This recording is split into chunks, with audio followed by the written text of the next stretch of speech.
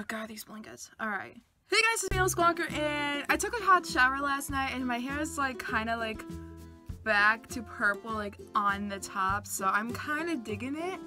And I was at the color that I wanted. But anyway, I'm here doing a video that I've been wanting to do for quite some time now, and that is rate all of the John Green books. Now, the only exception I have that I am not gonna rate just yet, even though I did say in my 2017 TBR that I was gonna read all the John Green books, this one just had to come out, so I might read this and then give a completely different separate video and then tie it into where it fits on the John Green radar. But until then, I will be rating all of the books that he has previously published before. And to start off with, I'm going from the worst to the best. And yeah, the first one I have on this list, and that is literally the worst John Green book ever. And I don't have it anymore because it was just so bad, and that is Let It Snow, featuring Maureen Johnson and Lauren Miracle. If I have any reviews for these books, I will link them down below. I might just make a separate John Green playlist, so that way you guys can see all my John Green talks that I give. And yeah, basically Let It Snow is supposed to be about this girl, and then she somehow gets involved with this big snowstorm along with another group of friends, and then this other girl who also gets involved. And it's a nice way on tying in stories. It's just that they weren't well written, which is why I gave it away. And I believe I gave that a 2.75 out of 5 stars, so yeah, wasn't the best book. The next book I gave a 3 out of 5 stars to, and that is Will Grayson by John Green and David Levithan. And the reason why I have like 2 little tabs here is because I think that would make great monologues, and I need to write them down. I think I'm gonna have like a separate journal just for monologues. But yeah, Will Grayson is about 2 boys, obviously named Will Grayson, and no, they don't fall in love with each other, because that is what I thought in this book. I think it's better to know the actual plotline, because you would think an LGBTQIA+ book will have 2 boys named Will Grayson just falling in love with each other, but they don't. And yeah, so I gave this a 3 out of 5 stars. It wasn't the best John Green book, but I can see why people do like it. But at the same time, when I was starting to read this, one of my friends was like, no, don't. And I was like, I have to, I'm sorry. So this wasn't the best, but you know, we're just gonna go with it. And yeah, so if a movie were to be made, I'm really interested to see on what happened. The next book I have is Paper Towns by John Green, and the books from here on out are solely John Green books and no other collaborations. I actually didn't give this a rating on Goodreads, but I think in my head I would still give this a 3 out of 5 stars, if not 3.5 out of 5 stars. And this is about a boy named Q who is obsessed with this girl, and then all of a sudden she goes missing, and so a group of people go out and find her, and they take this little road trip, and so it's nice. I like it a lot. This is probably like one of the first of like few books where I can say that I actually liked the movie a lot better, because I felt like this was like slow pacing, and I just didn't really like it a lot. So it was slow, but the movie was a lot better, and plus the soundtrack to the movie is amazing. Like, I still have the CD that goes with Paper Towns, and I love it. I love it a lot. The next book I have, I actually read this year, and I love it, and I wish a lot of people did not hate it as much as they do, and that is An Abundance of Katherines. And this is about a boy who, what's his name? His name is Colin, and he has dated 19 Katherines. Don't know why.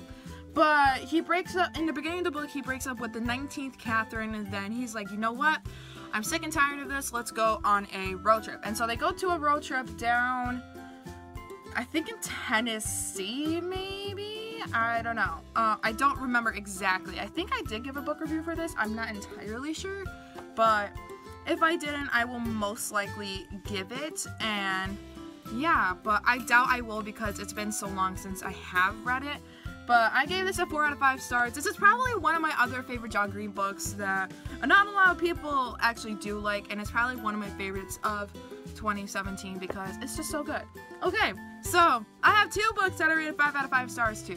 And the first one I have is not first place, and that is The Fault in Our Stars by John Green. This is probably one of John Green's most famous books, if not Looking for Alaska, which was, I believe, his first book. I don't know, but essentially this is about 2 people who have cancer and they meet, fall in love, you know, the classic contemporary. Like, literally, if anyone were to ask me what's your, like, top romance books to people who are new to the genre, I would definitely say Fault in Our Stars.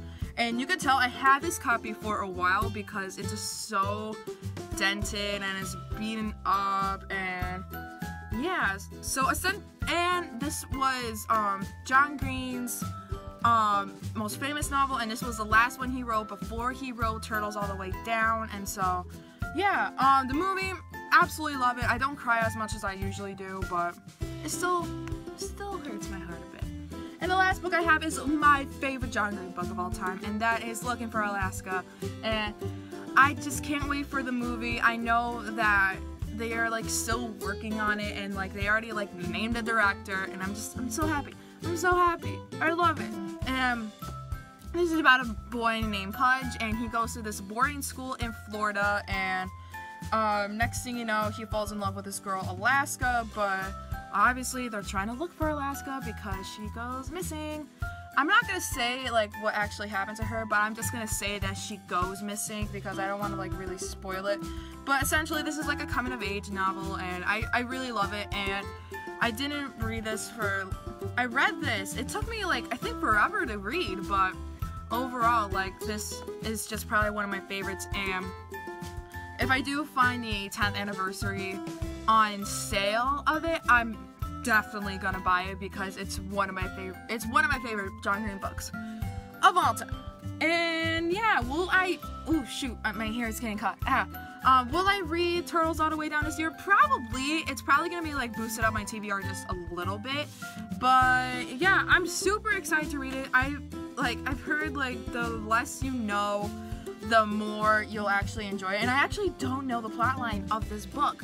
That's how like secretive it is. And I am planning on doing a review for this, and I am planning on reading it. I just have series that I need to finish this year, and I'm probably gonna like take some time and like actually like try to dive into this book but then again, I also have advanced reader copies that are coming out this year from NetGalley, and yeah, so it's kind of a bit hectic, but you know, we're gonna make it work. And yeah, so be sure to like, subscribe, and comment down below what's your favorite John Green book. And if you have read Turtles All the Way Down, give me your honest opinion. Don't spoil anything, but give me your honest opinion because I really want to know. And yeah, my name is Gillian. I make videos whenever I can. I swear to God, guys. Thanksgiving break. I'm here for you. I'm here for you. I have a ton of videos I have planned that I want to do for you guys, and I also have some footage that I still have on my camera that is on my laptop, and I didn't bring my laptop with me today because I just went home, and I'm going to be going back shortly, probably after this video is done. And yeah, I will see you guys next time.